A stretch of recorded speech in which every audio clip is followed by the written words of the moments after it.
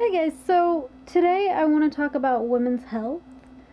Um, I know we've heard a lot about it in the last few years through politics and activism and stuff like that, but I want to talk about it through health wise, if that makes any sense.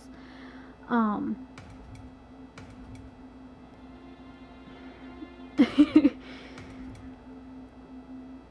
you have your primary doctor. Well, your knee hurts or something.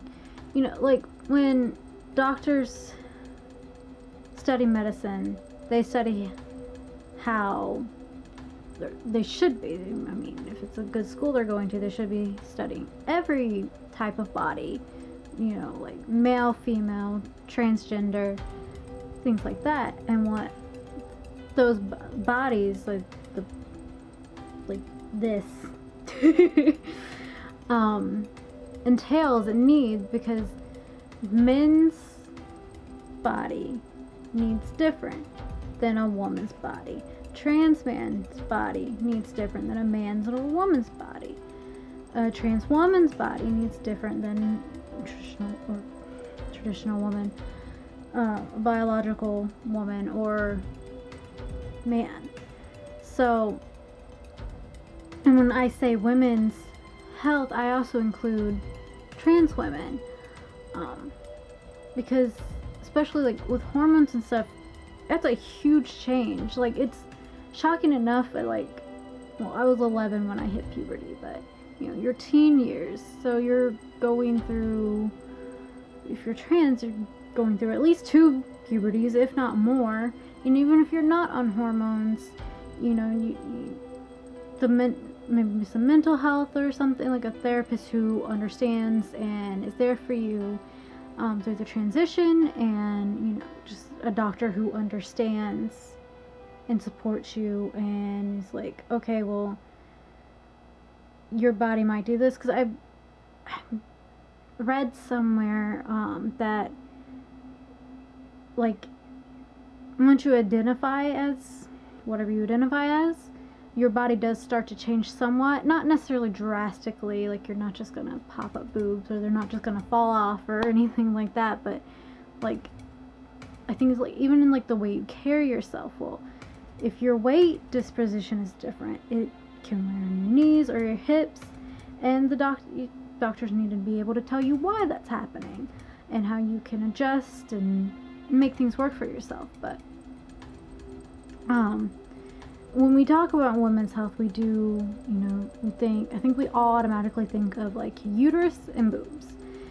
And those are important things to have checked out. And all of these, it's much more from my personal perspective, because I do identify as a cisgender woman.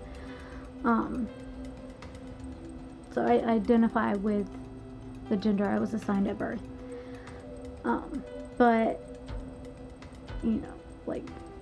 our bodies are weird, and I feel and I know that a lot of things have gone undiagnosed, not with me personally, but with a lot of people who were just told they were just overweight, and that's why their periods were so bad, when they actually had endometriosis or cyst or tumors on their uterus or ovaries, and that nearly kills them, and sometimes does kill them, because their doctors were like, whatever, lose some weight, or you're making it up.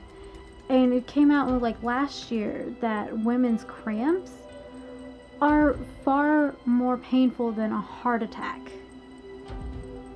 But no one, doctors weren't believing us for the longest times, or the longest time rather, because we're women as a whole, and then there's levels to this under this, but as a whole, we're seen as secondary, second class citizens. And if you're of color, even less than that, and if you're poor, even less than that. So we're not a priority. If you're not white cisgender male, you're gonna get, there's a huge possibility you're gonna get subpar, if that, healthcare. So finding a proper doctor who understands, is supportive, listens, and doesn't just try to write it off as something is incredibly difficult and incredibly important. Like I got on birth control when I was 21. I was on the pill, and that gynecologist was really sweet and understanding. And then I had to change to another gynecologist, and I had just stayed on the pill. We didn't really discuss birth control at all. I was on this pill, it was fine. A few years later, I called up the office. I was just like, hey, I want to get the Nexplanon implant in so I don't have to worry about anything. They're like, yeah, cool, we can just have whatever of our doctors put it in if you don't mind. I'm like, whoever's available the soonest. Yeah, that's fine. Because it's just like a little shot in your arm, basically, with the implant thing.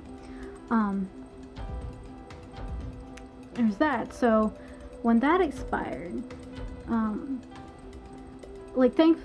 until recently, my pap smears had all been normal. I get them annually. I make sure to get them annually, especially. I was really, really terrified of it because my kidney doctor is like, you need to go. You know, you're 18 now. You really should go. And then when I hadn't gone, I was like 20. She's like, well, they did move it to 21 as like the recommended age to start, but you should go. And I had gotten the HPV vaccine because I wanted to see how it works in transplant patients. But you don't know that strain, and there's 121 strains of HPV that you could get. 2 of which are highly cancerous, or potentially highly cancerous. And I'll explain to you why I know that in a little bit. But yeah, my mid-20s, 25, 26, I wanted to, my birth control, my next one was expiring. It was a 3-year thing. And I was like, hey, this is expiring. I want to get on birth control. And that doctor I had then was like, do you have a boyfriend? I was like, no, but I've been on birth control. I want to stay on birth control. She's like, well, don't worry about it until you get a boyfriend. I'm just like, what? Excuse me? So me wanting to take control of my body, asking my health care provider, who should give me a medical legit reason why I shouldn't be on birth control, and they hadn't had any prior to then. I did have to be on low estrogen doses because it could mess with my medications for my kidney, but other than that, there was nothing keeping me off of birth control. In her logic, knowing I've been on birth control for the last 4 or 5 years, said blatantly to me, we'll talk about birth control when you get a boyfriend. End of sentence, no conversation, done. She left the room. And I was like, what the hell? The next week I got a new gynecologist because I'm like, no, you clearly don't respect me and my life choices. I'm not having that shit. That's not gonna fly with me. That's not okay. If I'm not on birth control, I have very limited protection. Pretty much no protection if somebody tried to rape me. No protection from an unwanted pregnancy or anything like that. And I really wanted to go in and ask her about getting my tubes tied. But I wanted to ease into that subject because she was kind of a strong personality to begin with. And when she said that, I was just like, I don't want anything to do with this doctor's office anymore. So I looked around and I found a really good one, a really great one, who I went in, I called them up and I was like, hey, I want to switch offices and I want to talk about birth control.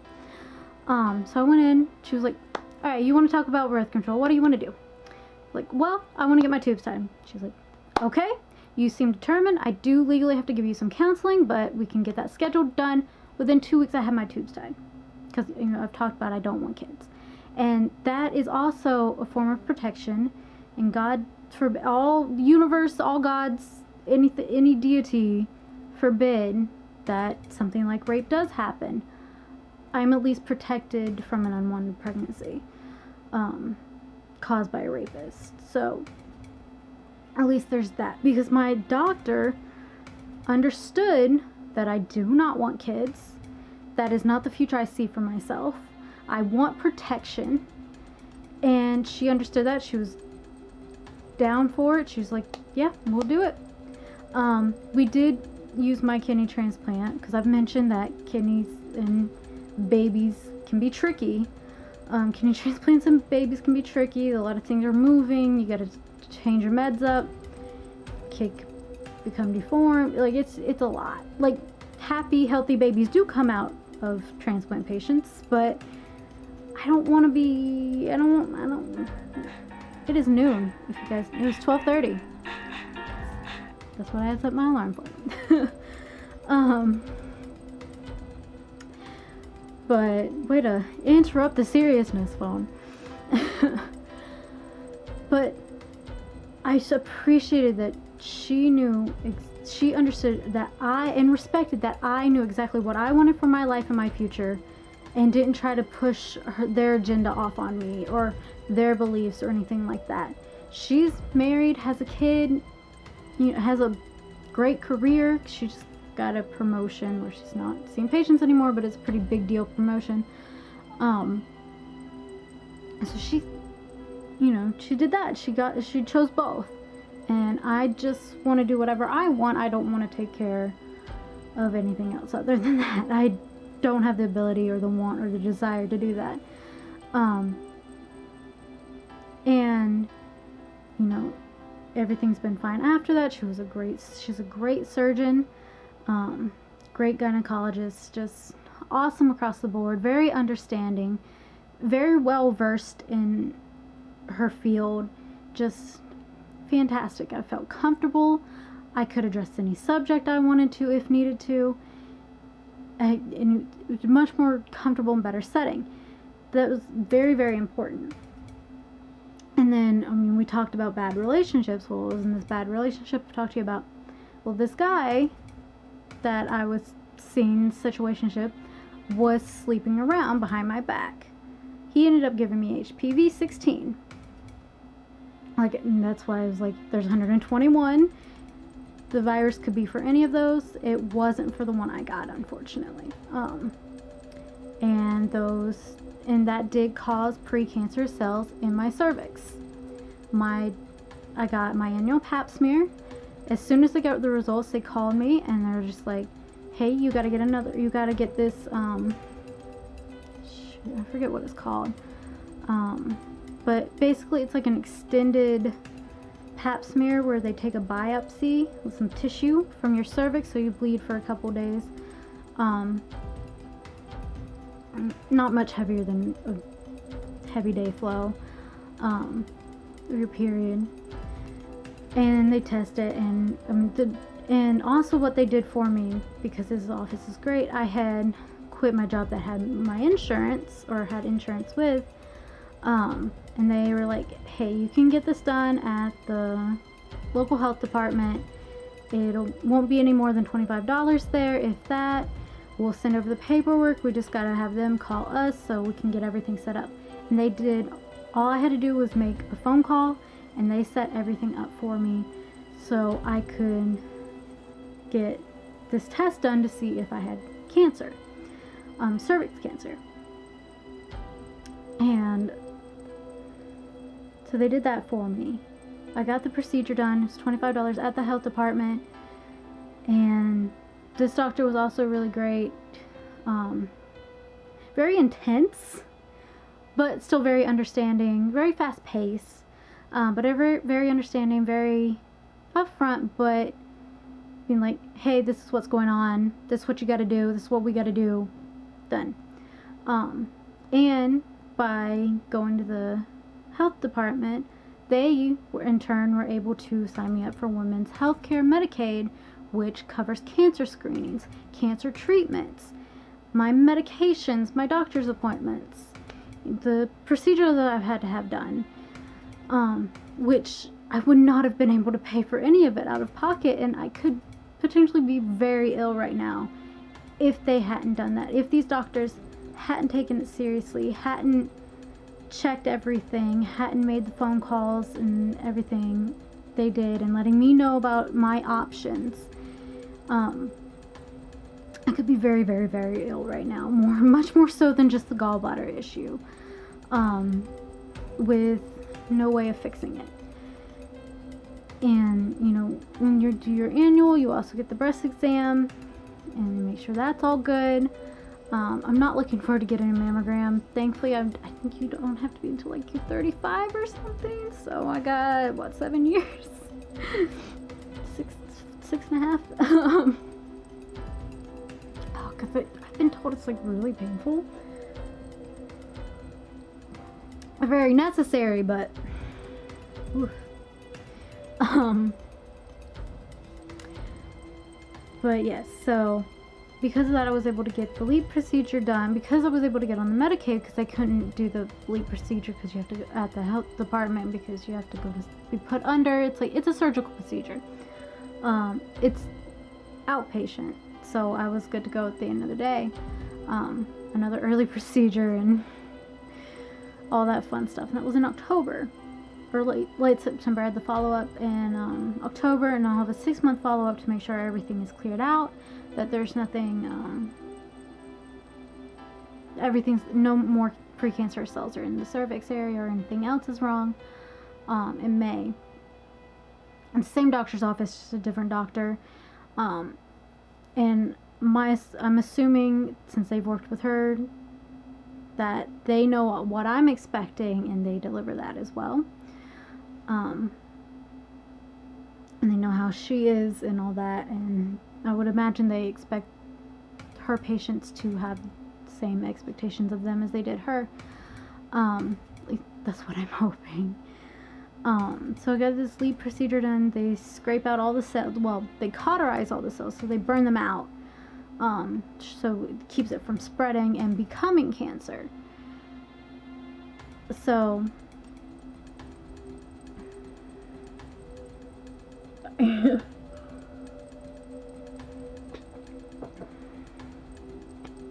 so that fun stuff. I was a little sore, but not too bad. Getting my tube side, I was a lot more sore after that. Felt like really bad cramps, and I just laid in bed for like 2 days. But yeah.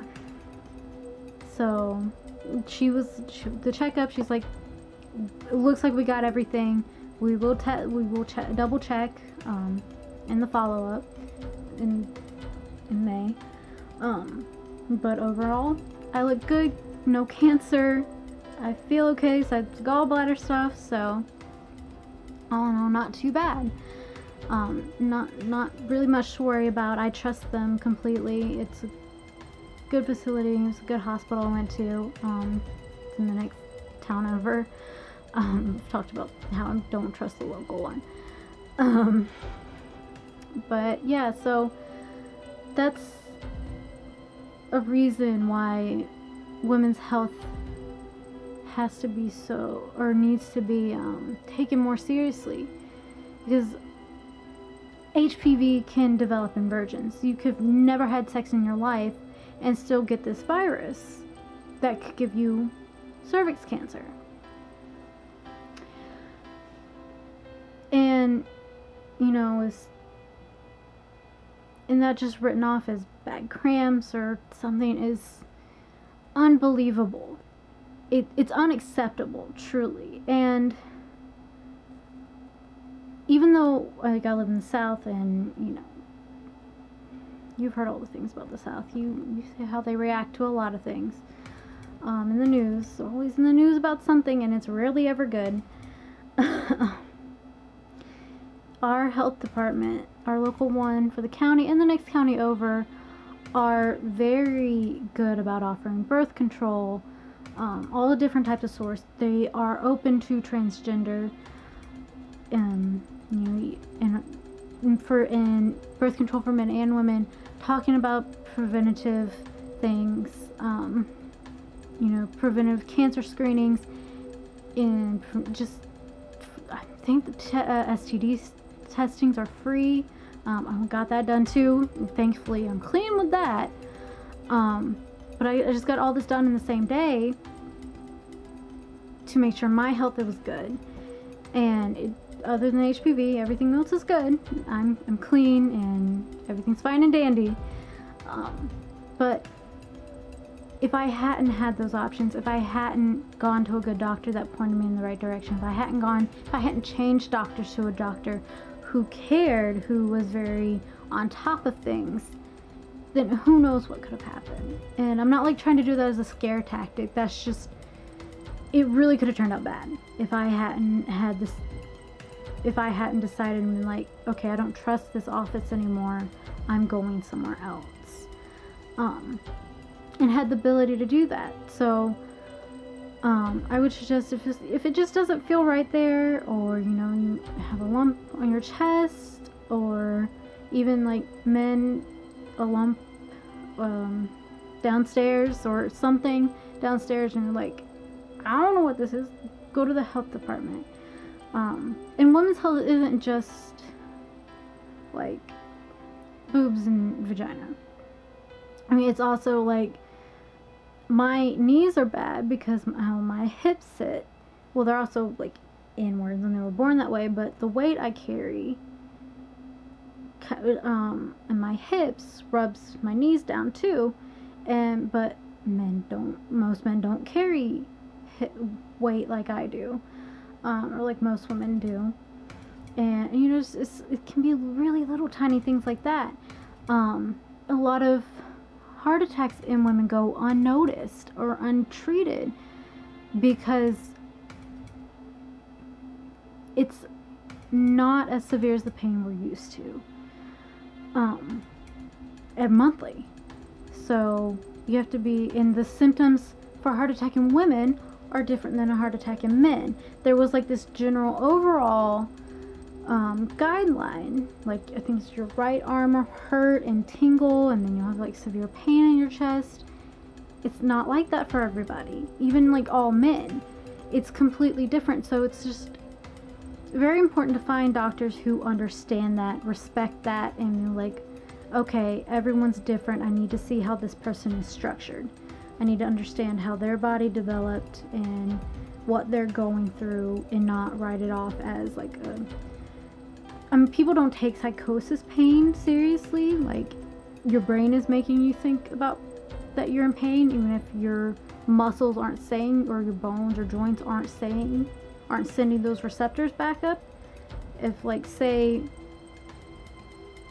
I thought my hand was really hurting, like, but nothing had happened to it. It wasn't actually hurt. Like, I think it's neutrons, or the receptors basically weren't sending out pain signals to the brain to be like, hey, this hurts. But the brain was just being like, hey, my hand hurts.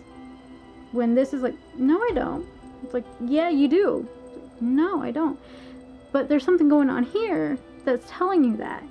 And, people don't take that seriously. And anybody, really. And then, like, if you're overweight or just carrying a little extra weight, a lot of doctors will just be like, well, lose some weight and you'll feel better. It's like,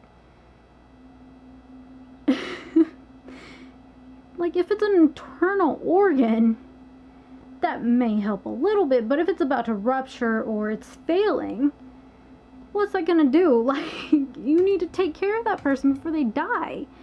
So it's just, the way women's health is treated is unacceptable. It needs to be addressed properly. It needs places like Planned Parenthood. That's the majority of what they actually do. They do cancer screenings. They provide birth control. They do like the LEAP. Not the LEAP procedure. They might. They do pap smears. Do routine things that every woman is told they have to do, and you should, monthly, just for your overall health, or not monthly, annually for your overall health. They even think they have general practitioners, just like if you got a cold or something. I've only had to go once, so for annual, but it's just like, most of their stuff is women's health. I won't get into the big topic. Just know I'm very liberal, and you can make your judgments from there, but I'm not gonna get into it. But that is part of women's health. But it's just, making sure overall you're healthy and functioning and, you know, nothing crazy is happening. And that's why those places are important, but because, you know, this one thing, or because it's women based or anything like that, it's not taken seriously. It's taken as not necessary, not needed, when it's very important and very needed. And so many deaths could be prevented. You know, like, we have a ridiculous mother mortality rate. It's 12:45. Mortality rate. It's mother dying childbirth for a developed country. We shouldn't have like, we should have like 0.1% with the standard of like health care equipment and stuff that we have in this country. Yet it's something ridiculous. I don't remember the exact number, but it completely, almost 100% of the times, it's unavoidable. And you see it a lot with women of color and women of poverty and things like that. And it's just pure elitism, pure classism, pure sexism. And it's just like, if men carried children, this wouldn't be an issue. You wouldn't hear men dying in childbirth. So it's just, it's not acceptable anymore. We shouldn't be letting doctors and physicians get away with this. This is our health, this is our lives that they're toying with. And same thing with insurance companies. We just can't let them dictate if we live or not based off of some arbitrary bullshit. Some standards from 50, 100, 200, however many years ago. It's 2019. We are in the future. You know, we shouldn't having to deal with this shit. We can 3D print organs. We should be able to keep mothers alive to birth their children and see their child grow up and have a healthy child. And women who don't want children be able to have those options without being ridiculed and having to fight for it. It's just ridiculous. We are human beings. We deserve better. We deserve better health care. We deserve being noticed and taken care of, just as any white cisgender male would be. And that our bodies are important, and they're important to keep healthy. So that's my perspective on it. It's incredibly important. I could be very, very, very ill now if I didn't have a good women's health position, and had the ability to do something about it, you know. So yeah, hopefully that made sense. I know I say that a lot at the end of these videos. I know, like, I started out doing these, like, having all these statistics and stuff, but I mean, you guys got the internet. You're watching this, you have the internet. You can look up the nitty-gritty facts if you want to. Like I said, this is my experience for the most part, but unfortunately it's an experience for a lot of women, and a lot of women experience a lot worse, and there's no excuse for it. There's no reason to. So I just kind of want to put that out there, that, you know, we deserve better, and it is important, and it is necessary, and we need to stop being treated as second-class citizens, or worse. So, alright, thank you for listening to me ramble, all that fun stuff. I love you guys, and I'll see you guys in the next video. Bye.